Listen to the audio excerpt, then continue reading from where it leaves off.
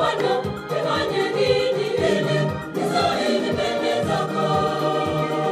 Bwana, natamani sana kuja mbele zako wewe, lakini moyo wangu Bwana, moyo wangu ni mchafu. Bwana, nifanye nini? Bwana, nifanye nini ili nisaini mbele zako? Nifanye nini Bwana ili nistahili mbele zako? Mimi kiumbe dhaifu mwenye dhambi naja kwako Bwana, unisamehe nikubalike tena kama mwanao. Kibao cha wana kwa Mtakatifu Callistus na ni kutoka kule maeneo ya Eastleigh. Mtakatifu wa siku. Tarehe ya 28 ya mwezi Mei tunamkumbuka Mtakatifu Germano wa Paris ambaye alikuwa ni askofu. Germano alizaliwa katika nchi ya Ufaransa na ni mwaka wa 496. Askofu wake alipoona ni mtoto mtii na mwenye bidii ya mambo ya imani, alitambua kuwa ni mteule wa Mungu. Alimuuliza kama anataka kuwa padri. Germano akajibu kuwa hiyo ndiyo hamu ya moyo wake. Alisoma masomo ya falsafa na teolojia na baada ya kuhitimu alimpa daraja ya upadri mwaka wa 530. Baadaye alichaguliwa kuwa abate wa monasteri ya Mtakatifu Simforiani. Aliishi maisha magumu ya kujinyima na kujitesa, akiwarudisha wadhambi wengi katika kundi. Sifa yake ilianza kuvuma kuwa ni mtu wa fadhila kuu, mwenye huruma na mapendo kwa maskini na wagonjwa, mwenye karama nyingi alizofadhiliwa na Mungu.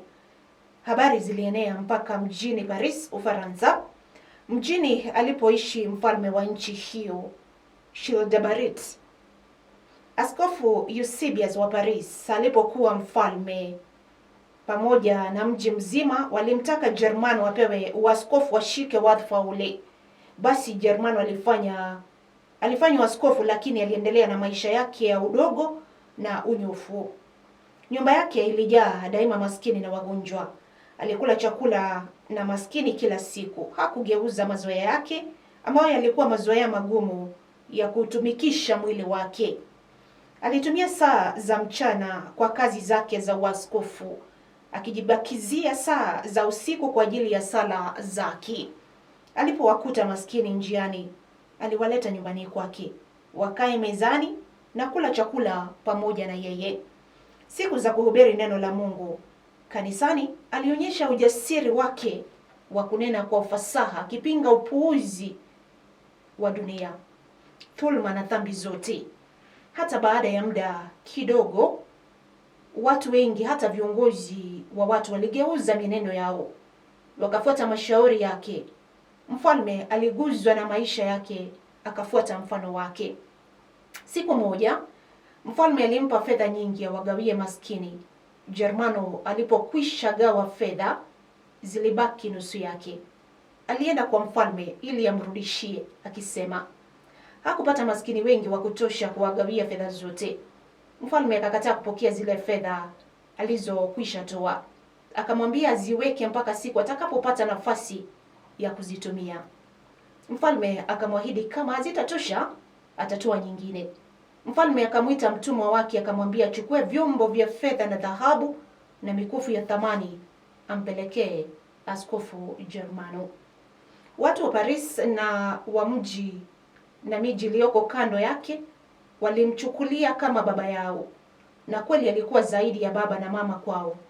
Jinsi Mwenyezi Mungu alivyompa hekima na uwezo wa kuongoza na kuwafaa. Vitu vyake vilikuwa na nguvu ya pekee. Watu walikuwa wakivichukua kwa imani. Nyasi za kitandani mwake, nyuzi na vitambaa vya kanzu yake au nyaraka alizoandika ili wapate kuponywa maradhi yao. Mungu alimjalia kipaji cha kutenda miujiza. Alipotoka nje kisha kusali kanisani, wagonjwa na wenye vilema pata kumngoja njiani wakiwa wamejipanga mistari miwili ili apate kupita kati yao na kuweka mikono vichwani mwao wapate kupona. Mfalme alipougua na madaktari wake kushindwa kumtibu, Germano alimwombea na kumwekea mikono na kumponya. Mfalme Childeberht aliongoka kabisa kwa sala zake na kaanzisha taasisi nyingi za kidini na kupeleka fedha nyingi kwa askofu kwa ajili ya maskini. Germano alipopata umri wa miaka 86 alitambua siku ya kufa imekaribia. Hivyo aliandika katika jalada kulitundika juu ya kitanda chake ili apate kuliona kila siku, asije akasahau kujiandaa. Alifariki dunia tarehe 28 mwezi Mei mwaka wa 576. Tafakari.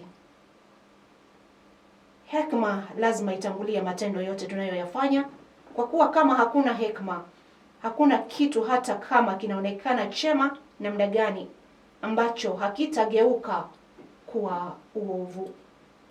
Mtakatifu Germano, utuombee.